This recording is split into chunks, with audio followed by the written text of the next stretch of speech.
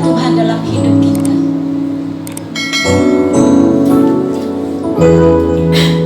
Mari kita mengangkat pujian ini. Tuhan, aku rindu dan aku siap dipenuhi oleh Roh-Mu. Dan kami percaya biarlah firman yang akan kita dengar saat ini benar-benar jadi kekuatan hidup kita. Dan Roh Kudus bekerja atas kita. Haleluya. Tuhan, aku rindu. Inilah pengakuan kami. Tuhan, aku siap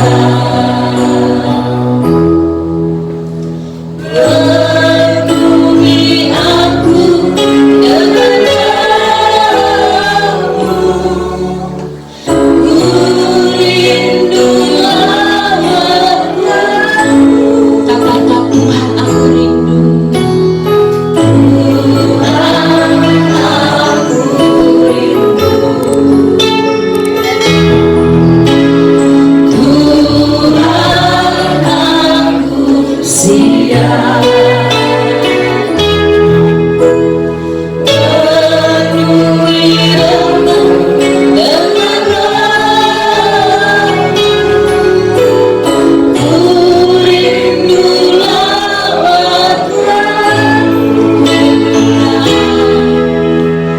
Ku rindukan hadir di sini saat ini.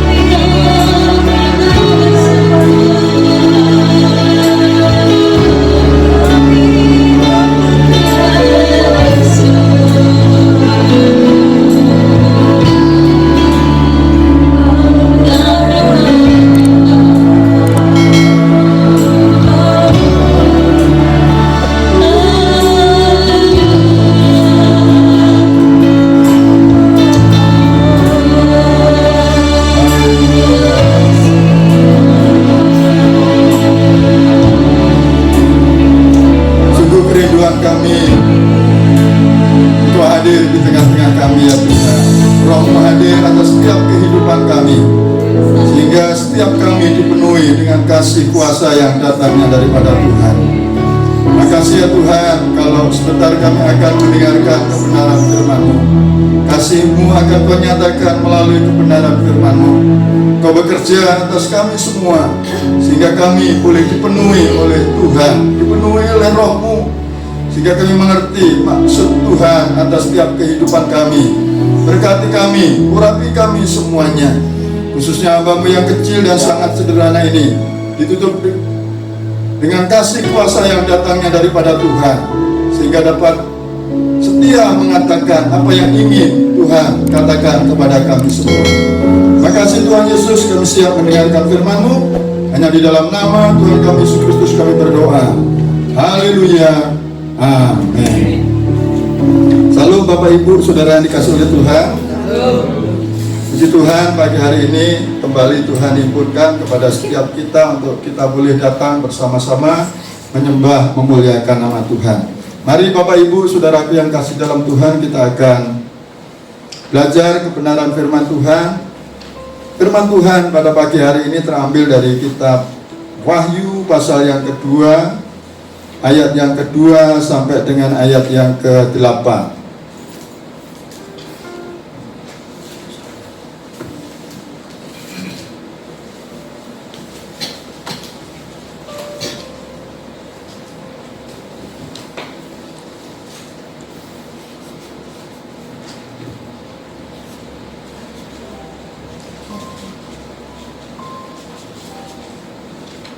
Wahyu pasal yang kedua ayat 2 sampai dengan ayat yang ke-7 ya. Saya akan bacakan begini kebenaran firman Tuhan. Aku tahu segala pekerjaanmu, baik jerih payahmu maupun ketekunanmu. Aku tahu bahwa engkau tidak dapat sabar terhadap orang-orang jahat, bahwa engkau telah mencobai mereka yang menyebut dirinya rasul, tetapi yang sebenarnya tidak demikian, bahwa engkau telah mendapati mereka pendusta, dan engkau tetap sabar menderita oleh karena namaku, dan engkau tidak mengenal lelah. Namun demikian aku mencela engkau, karena engkau telah meninggalkan kasih-Mu yang semula. Sebab itu ingatlah betapa dalamnya engkau telah jatuh. Bertobatlah dan lakukanlah lagi apa yang semula engkau lakukan. Jika tidak demikian, aku akan datang kepadamu, dan aku akan mengambil kaki dianmu dari tempatnya, jikalau engkau tidak bertobat.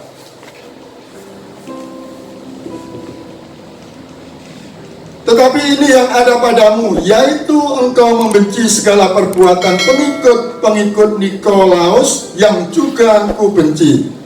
Siapa bertelinga, hendaklah ia mendengarkan apa yang dikatakan Roh kepada jemaat-jemaat. Barang siapa menang, dia akan kuberi makan dari pohon kehidupan yang ada di taman Firdaus Allah. Barang siapa menang, dia akan kuberi makan dari pohon kehidupan yang ada di taman Firdaus Allah. Tema khotbah pada pagi hari ini adalah menjadi pemenang. Saudaraku yang dikasihi oleh Tuhan, janji Tuhan kepada kita dalam firman-Nya, kitab Wahyu pasal 2 ayat yang ke-7, di situ dikatakan ayat 7b, barang siapa menang, dia akan kuberi makan dari pohon kehidupan yang ada di taman Firdaus Allah. Dalam suatu pertandingan kita tidak mungkin kepengin kalah. Semuanya pasti kepengen menang. Dan kalau kita menang, kita mendapatkan hadiah. Kalau kita menang, saudaraku yang kasih dalam Tuhan, kita mendapatkan berkat dari kemenangan yang sudah kita usahakan. Dan Tuhan juga berjanji atas setiap kehidupan Bapak Ibu Saudara sekalian. Alkitab mengatakan, barang siapa menang, dia akan kuberi makan dari pohon kehidupan yang ada di taman Firdaus Allah. Saudara, hari-hari ini adalah hari-hari yang sulit. Kita mau menang terhadap kesulitan-kesulitan yang Tuhan izinkan terjadi atas kehidupan kita. Hari ini masih pandemi, hari ini masih COVID-19.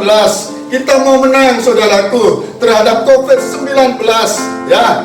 Kita mau tetap sehat, kita mau tetap kuat. Dan kalau kita menang terhadap situasi yang Tuhan izinkan terjadi, tentunya itu akan mendatangkan kebaikan atas setiap kehidupan Bapak Ibu Saudara sekalian.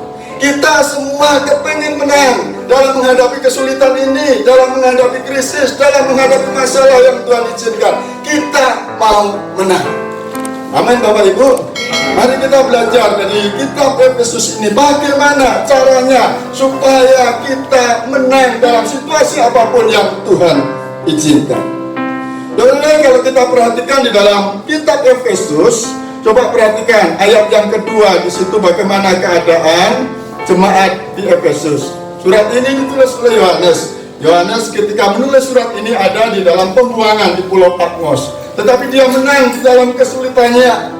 Bahkan ketika ada di dalam kesulitannya, justru dia bisa mendapatkan ilham yang datangnya daripada Tuhan dan menulis kitab Wahyu ini. Dan hari ini juga memberkati kehidupan Bapak Ibu Saudara sekalian.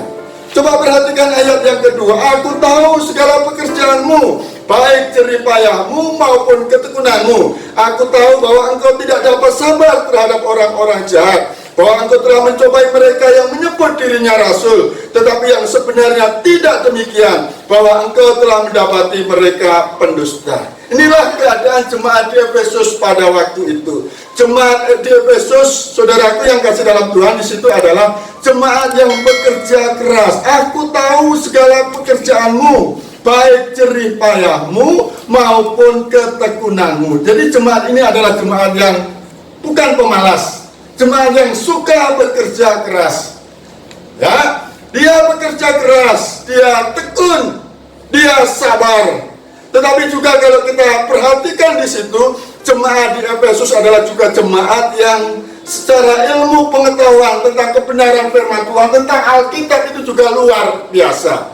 Pada waktu itu, saudara yang dikasih oleh Tuhan, ada pengajar-pengajar sesat, ada pengajar-pengajar palsu. Tetapi kalau kita perhatikan di ayat yang kedua bagian yang ke B di situ, bahwa engkau telah mencobai mereka yang menyebut dirinya rasul, tetapi yang sebenarnya tidak demikian, bahwa engkau telah mendapati mereka pendusta. Dia tahu kalau itu pengajar-pengajar palsu.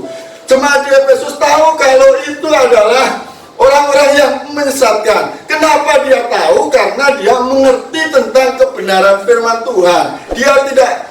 Dia bukan jemaat yang bodoh, dia jemaat yang pintar, dia jemaat yang hebat, dia jemaat yang luar biasa.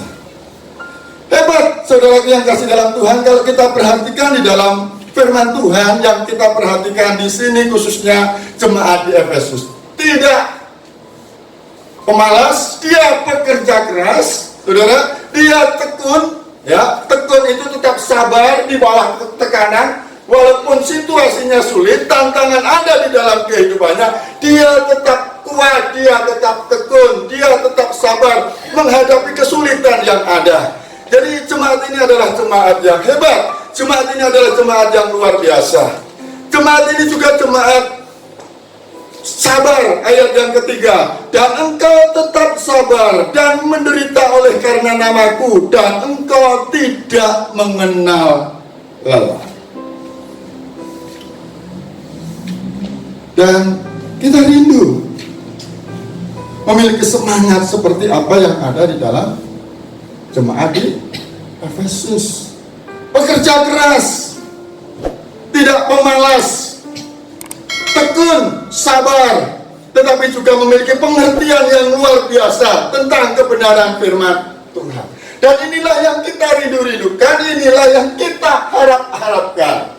Namun demikian, saudara yang dikasih oleh Tuhan, ketika kita terus pelajari kitab ini, khususnya ayat yang keempat, di situ mengatakan, namun demikian aku mencela engkau karena engkau telah meninggalkan kasihmu yang semula. Kenapa jemaat yang sudah bekerja keras ini, jemaat yang sudah tekun ini, jemaat yang sabar ini, jemaat yang mengerti tentang kebenaran firman Tuhan ini, ayat yang keempat di situ dikatakan, namun demikian aku mencela engkau karena engkau meninggalkan kasih yang semula.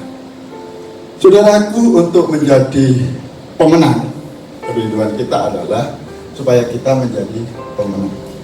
Rupanya tidak cukup hanya bekerja keras, tidak cukup hanya tekun, tidak cukup hanya pintar saja. Kalau sabar, tekun, kerja keras, pintar, saudara yang kasih dalam Tuhan, itu tidak digerakkan oleh kasih yang datangnya dari Tuhan. Tuhan katakan, aku mencela engkau karena engkau meninggalkan kasihmu yang mula. Jadi hal yang pertama yang harus kita perhatikan, kalau kita mau menjadi pemenang, hidup kita harus digerakkan oleh kasih yang datangnya daripada Tuhan.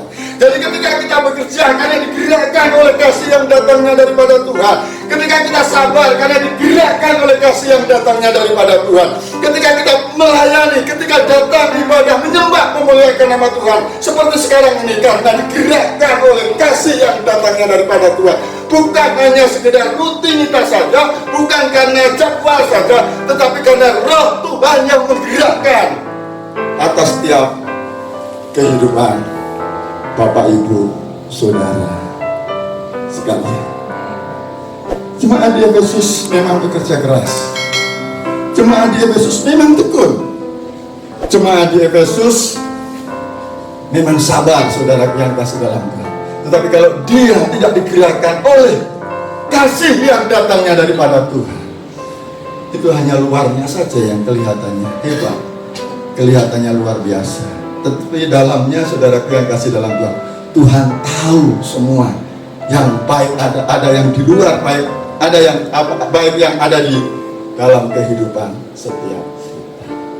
Kalau kita rajin, kalau kita bekerja keras, kalau motivasinya hanya untuk kepentingan diri kita sendiri, untuk supaya orang lain melihat bahwa kita rajin, bahwa kita hebat, kita luar biasa, saudara yang kasih dalam Tuhan, Tuhan tahu itu semua.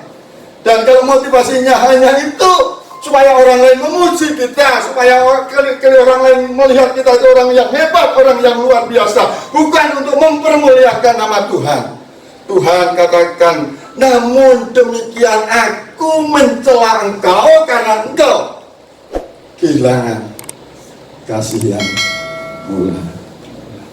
Saudara dan saya harus sadar, kalau kita bisa bekerja keras, kalau kita sabar, kalau kita bisa tekun, itu sebenarnya semuanya juga karena kasih yang datangnya daripada Tuhan. Tanpa berkat Tuhan, tanpa pertolongan Tuhan, kita sebenarnya lemah, kita sebenarnya tidak bisa berbuat apa-apa. Makanya kita harus sadar, bela semua yang terjadi itu, kalau kita bekerja keras, kalau kita tekun, kalau kita mengerti tentang kebenaran firman Tuhan, sebenarnya Tuhan juga bekerja di dalamnya. Tuhan yang menggerakkan itu semua, dan itu kita sadari bahwa Tuhan bekerja atas setiap kehidupan Bapak, Ibu, Saudara sekalian. Amin, Bapak, Ibu.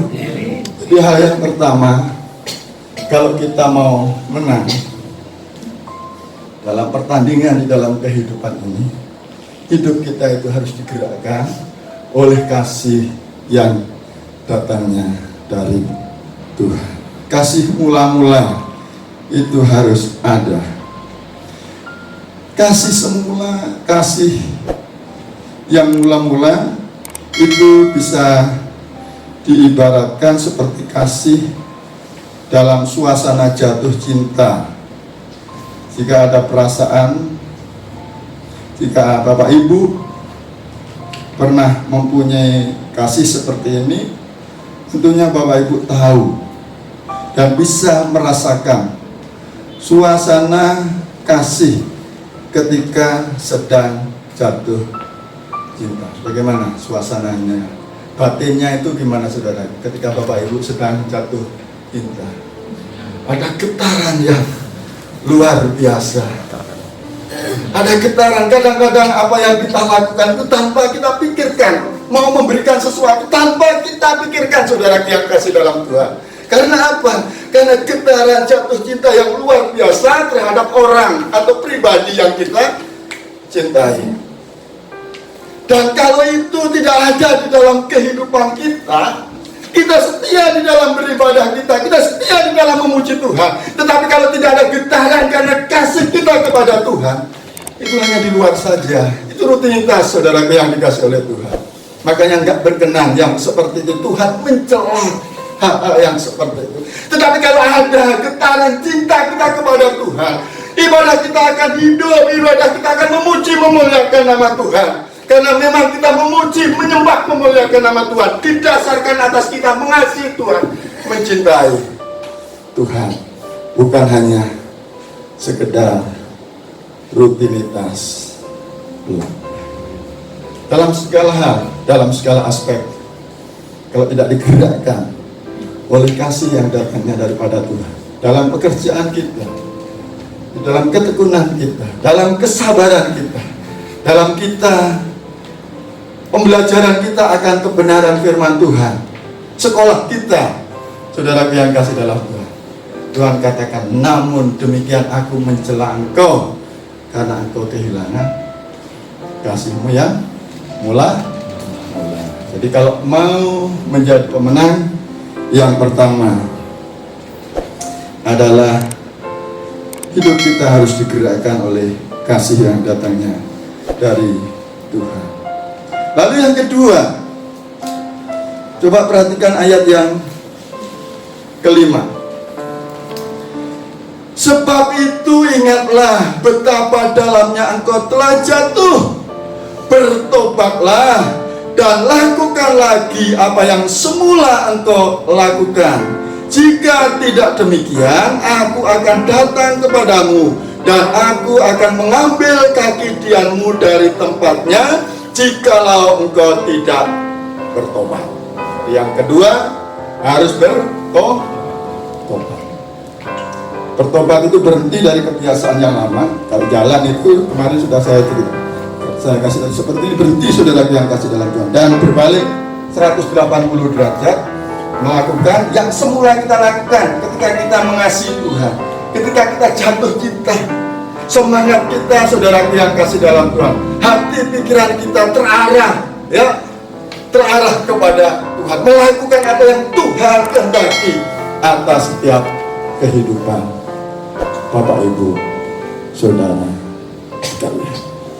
Kalau mau tetap menerima janji yang datangnya daripada Tuhan, barang siapa menang, dia akan kuberi makan dari pohon kehidupan yang ada di Taman Firdaus Allah. Kalau kita mau menang, saudara yang kasih dalam Tuhan, Tuhan tahu kita adalah manusia yang pernah berdosa, yang pernah tidak taat kepada Tuhan. Tetapi hari ini Tuhan ingatkan, engkau dan saya harus bertobat kalau kita mau menjadi pemenang.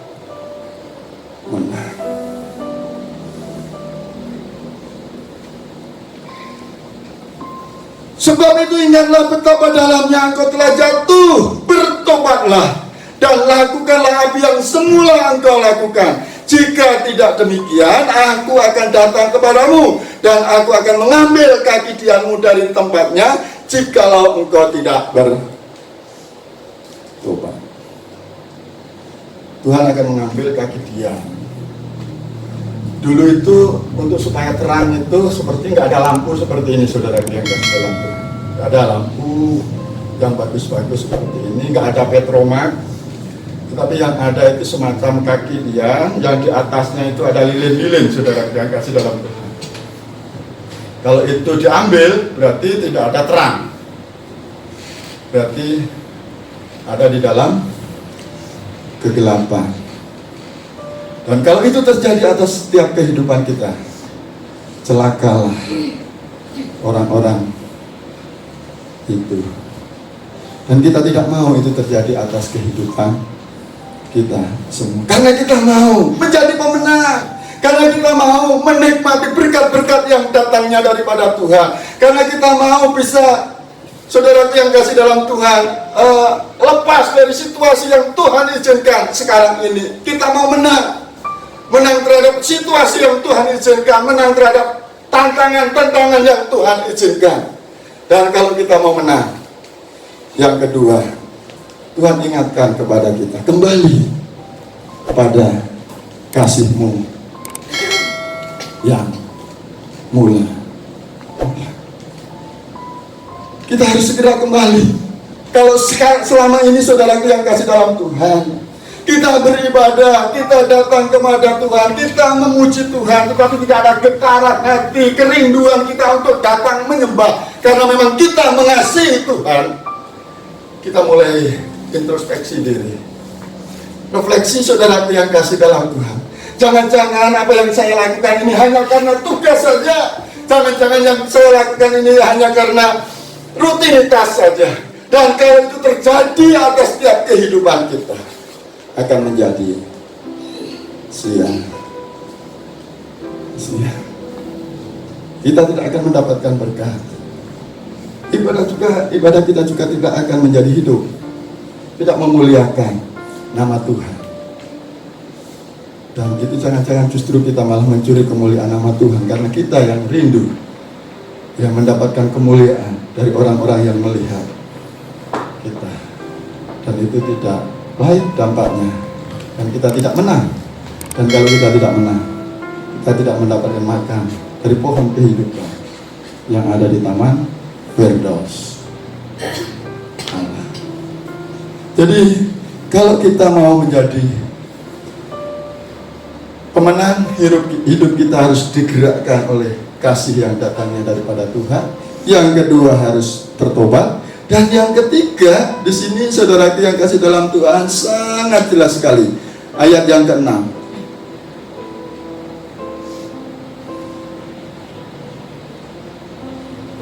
Silakan dibaca ayat yang ke-6.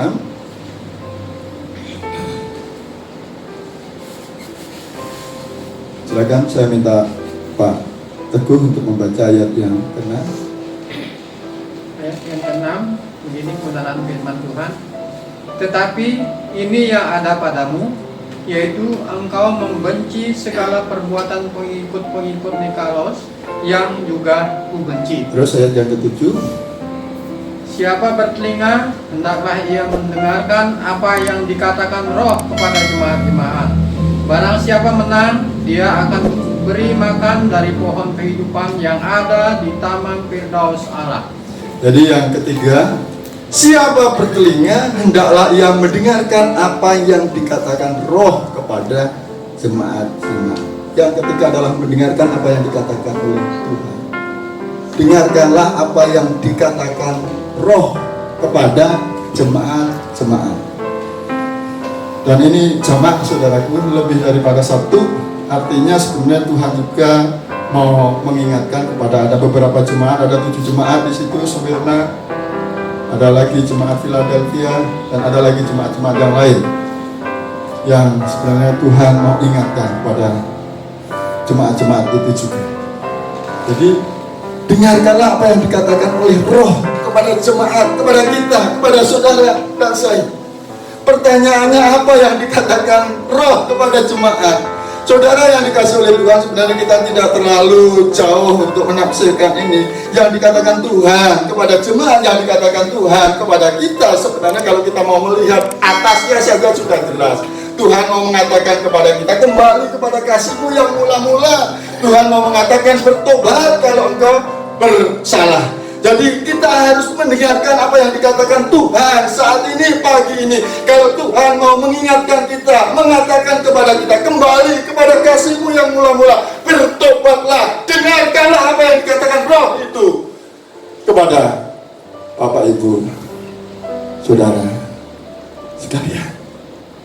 Hari-hari ini banyak sekali hal-hal yang kita dengar di luar sana, saudara, macam-macam ya, yang kita dengar itu berhubungan dengan sakit penyakit, berhubungan dengan COVID ini, ada macam-macam saudara yang kasih dalam Tuhan yang kita dengar. Tetapi firman Tuhan pagi hari ini mengingatkan kita, dengarkanlah apa yang dikatakan Roh kepada jemaat-jemaat. Dengarkanlah apa yang dikatakan Roh kepada jemaat, kepada saudara dan saya. Kalau hari ini Tuhan mengingatkan kita, engkau harus kembali kepada kasih-Mu yang mula-mula, engkau harus bertobat, dengarkanlah apa yang dikatakan Roh kepada saudara dan saya. Kita tidak boleh mengeraskan hati kita dalam segala aspek, dalam pekerjaan kita, dalam kesetiaan kita, di dalam melayani kita, melayani Tuhan. Saudara yang kasih dalam Tuhan, biarlah semuanya itu karena digerakkan oleh kasih yang datangnya dari Tuhan. Amin Bapak Ibu. Amin. Kita akan berdoa. Tuhan Bapa kami yang di surga, kami sungguh sangat bersyukur pagi hari ini Tuhan ingatkan kembali atas setiap kehidupan kami. Betapa pentingnya di dalam hidup kami menaruh Engkau di atas segala-galanya, menempatkan Engkau di atas segala-galanya. Dalam kesibukan kami, dalam pekerjaan kami, dalam apapun yang kami lakukan, menaruh Engkau di atas semuanya itu. Biarlah semuanya itu digerakkan oleh kasih kami kepada Engkau ya Tuhan. Karena memang kami sadar betul tanpa Engkau kami tidak bisa berbuat apa-apa. Mengucap syukur kalau pagi hari ini Tuhan mengingatkan kembali melalui kebenaran firman-Mu, di mana Engkau mengingatkan jemaat Efesus, tetapi juga Engkau mengingatkan juga kepada kami semua sebagai jemaat-Mu. Terima kasih ya Tuhan, terima kasih. Kami rindu kasih kami yang semula, kasih kami yang pertama itu boleh ada lagi di dalam hidup kami, sehingga hidup kami betul-betul mempermuliakan nama Tuhan. Terima kasih Tuhan. Dalam nama Tuhan Yesus kami berdoa. Haleluya. Amin.